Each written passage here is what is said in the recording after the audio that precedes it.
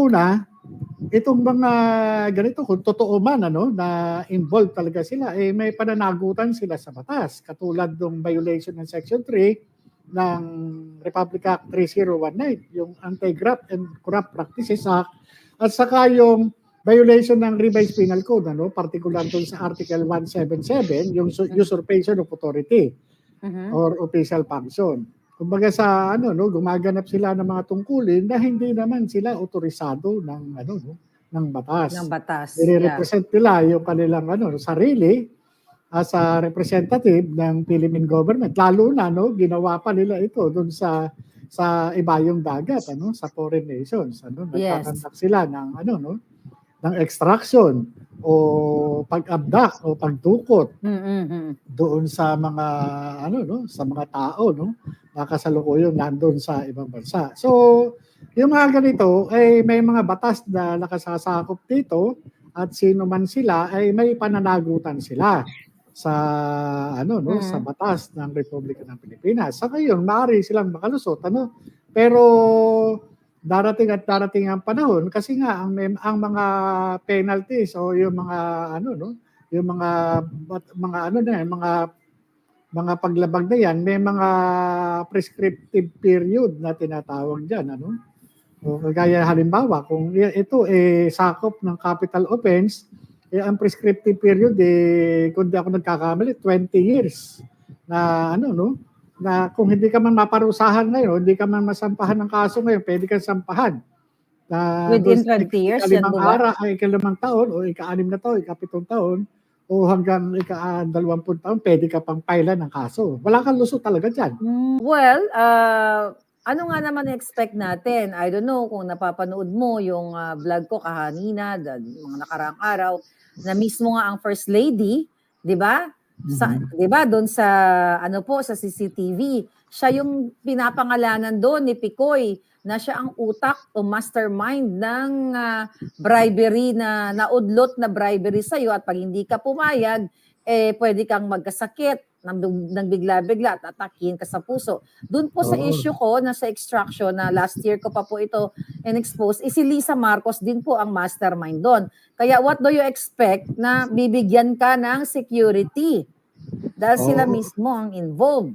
Alam nyo, nakakalungkot nung pinapanood ko nga yung yung vlog niyo patungkol doon sa extraction at napanood ko rin yung mga declaration sa speech ni Attorney Vic Rodriguez Yes. Na kinukumpirma niya nga na yung mga yung na involved yung mga military personnel na kasalukuyang mga mga military personnel ng Armed Forces of the Philippines. Kaya nakakalungkot din kasi unang-una itong mga ganito kung totoo man na involved talaga sila may pananagutan sila sa batas katulad ng violation ng Section 3 ng Republic Act 3019, yung Anti-Graft and Corrupt Practices Act, at saka yung violation ng Revised Penal Code, particular doon sa Article 177, yung usurpation of authority or official function.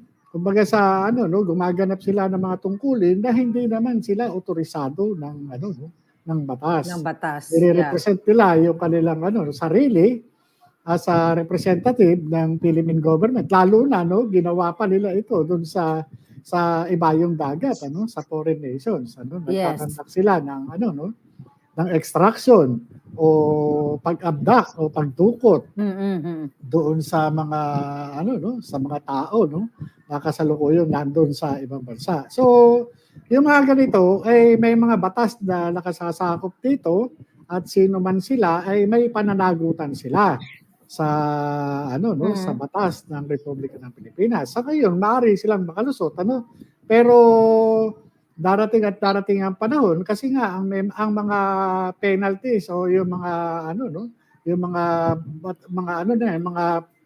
mga paglabag na yan, may mga prescriptive period na tinatawag diyan o kagaya halimbawa kung ito sakop ng capital offense, ang prescriptive period kung di ako nagkakamali 20 years na na kung hindi ka man maparusahan ngayon, hindi ka man masampahan ng kaso ngayon, pwede kang sampahan na doon Within sa 20 years, yan po ba? ika-5 taon o ika-6 na taon, ika-7 taon o hanggang ika-20 taon, pwede ka pang pailan ng kaso. Wala kang lusot talaga diyan sa So, ganyan. JM, ibig sabihin ba ng prescriptive years na once na kinumit yung crime, Oo. between 20 years na yan, let's say for example, pag nawala na sila sa pwesto, ngayon hindi mahirap pa silang kasuhan dahil hawak nila Oo. lahat eh. So after nila, so meron tayong 20 taon Oo, na pagka pwedeng, capital offense, ano? when you say Meron tayong capital tinatawag offense, na less grave, ano, 15 years halimbawa. Pero kung halimbawa ang parusa life imprisonment, ano? Ito yeah. yung capital offenses na may prescriptive period na 20 years. Within 20 years, ano, halimbawa, from the time ng discovery nung krimen, Oo. halimbawa, na-discover yan 2024 o 2023. Oo. So, maglalaps pa yung prescriptive period yan sa 2043. Or, kapag kaya na-file doon sa piskalya or sa korte, titigil na yung prescriptive period niyan. Maghihinto na pagka So, nakasuhan na. So let's say for example, no, good thing no kasi kayo knowledgeable kayo sa mga batas na kahit hindi kayo abogado, pinag-aaralan niyo to dahil kayo ay nagpapatupad ng batas, kayo ang nag-aano eh, 'di ba? Kayo nanguhuli, so alam niyo kung ano yung mga violations ng mga individual, right? Oo. So ang question ko sa inyo, let's say for example, itong si distressed mother, kunyari ayaw niya mag-file ng case. Kunwari lang, which is alam ko na lumalaban ito. Pwede ba mag-file ng case ang like ako kunyari as a Filipino citizen dito kay Lisa Marcos dahil ako ay may mga ebidensyang hawak. Kunyari na i-forward sa akin yung mga ebidensyang hawak lahat-lahat na involvement niya. Which andyan naman sa extraction. Pwede ba yun ang ordinary citizen? May mga kaso na po pwede ang ordinary citizen, lalo na yung merong personal knowledge doon sa commission ng offense. Ano po pwede, katulad doon sa human trafficking, ano, yung mga trafficking in persons sa act or ano, no, po pwede. Pero sa mga ganitong kaso, kailangan dyan yung mga lawyers na, no. Kaya may mga specific provisions kasi, lalo na doon sa mga ano, no, doon sa mga krimen na po pwede yung other parties o yung mga any person, ano, lalo na yung may mga ano, no, may mga personal knowledge doon sa commission ng ano. Pero yan, ang kagandahan niyan, halimbawa, no, kung ito papasok doon sa kidnapping o sa forcible abduction, yan mga ano yan, ano, kumbaga sa mga grave offenses yan, ano, na kumbaga sa hindi man ma-file ngayon, itong kaso na ito, after 6 years o after 7 years o after 5 years, di ba, halimbawa, 4 years na lang ang natitira doon sa administration ni ano, no, President Marcos, kung sino man yung offended party, po pwede siya mag-file ng kaso pagka hindi na yung ano, no, dominant administration yung nakaupo. Kaya ang kagandahan doon, pwede niyang habulin. Kaya lang, ang nakakapagtaka, sana, no, kumikilos yung gobyerno. Gamitin nila yung disciplinary powers nila para doon sa mga involved na personalities na nagamit dito sa ano. Kasi, una-una, doon pa lang sa Anti-Graft and Corrupt Practices Act, talagang malinaw no? Kasi ang sinasabi, yung elements ng ano, no, yung elements ng Section 3 ng Republic Act 3019. Nakalagay dito, number 1, the offender is a public officer. Yung bang offender, ano ba ito? Sundalo ba ito? Civilian o ano? Di ba nasa gobyerno? Well, yung iba, sundalo. Number 2, the act was done in the discharge of the public officer's official, administrative, or judicial function. Diba? Number 3, the act was done through manifest partiality, evident bad faith, or gross inexcusable negligence. And number 4, the public officer caused any undue injury to any party, including the government, or gave any unwarranted benefits, advantage, or preference. Kumbaga sa ano, nagamit sila Nagkaroon ng ano, no, unwarranted benefits o advantage, di ba? Doon sa ano, no? Ginamit yung Oo. Yeah, ginamit po yung ISAF, ginamit ang DFA, ang konsulado, ang DOJ, ginamit ang opisina ng DFA. So, itong mga ito, based on your experience na bilang isang police, na na humuhuli ng mga salarin ng mga nagkakasala sa batas. So, itong mga ito, lahat ito ay pwedeng makasuhan lahat o mapakulong nitong na to. Pwede silang makasuhan sa ombudsman for military and other law Yung mga yung mga taga-ISAF. Yun, sa Muleo, no? Ombudsman Muleo. At cognizable yan ng Sandigan Bayan. Kasi kung di ako magkakamali, merong general na involved. Oh, yes. Yun no? Yun yung at salary grade 27 yun, yun yung yeah, may mga generals na involved at may isang general din na actually yun nga binanggit ko si General Chofilo na hindi pumayag dito sa na to sa extraction na ito. But again, kaya nga nananawagan ako sa kanya na sana lumabas na siya, magpa-interview siya like you para hindi siya pumayag na ma-execute itong according to my source, si General Chofilo, kaya siya tinanggal Yung Chofilo, yung isang during his tenure as ISAF chief. As ISAF chief, oo. Okay. Kumbaga, kaya nga hindi siya sumunod kay Liza, pero actually during his time naisakatuparan yung extraction kasi ang extraction naganap nung August of 2022. Tapos, tinanggal siya sa trabaho October of 2022. So, kaya nga during his leadership actually. Ano ba ito? Bali, by virtue ng court order o warrant of arrest? Parang gano'n? Ang nila?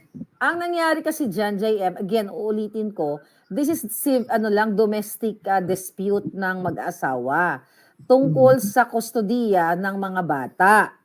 So, ang nangyari nung February 11 of 2022, kasi nga itong nanay at ang mga anak ay umalis, nilisan ng Pilipinas dahil nga sa threat na nakuha niya dito sa kanyang partner na si Francis Lloyd Tichua at may mga abuse na nangyari, physical, emotional at kung ano-ano pa. So, itong si distressed mother ay lumipad ng ibang bansa, which is isa doon sa pinuntahan niya ay yung Turkey.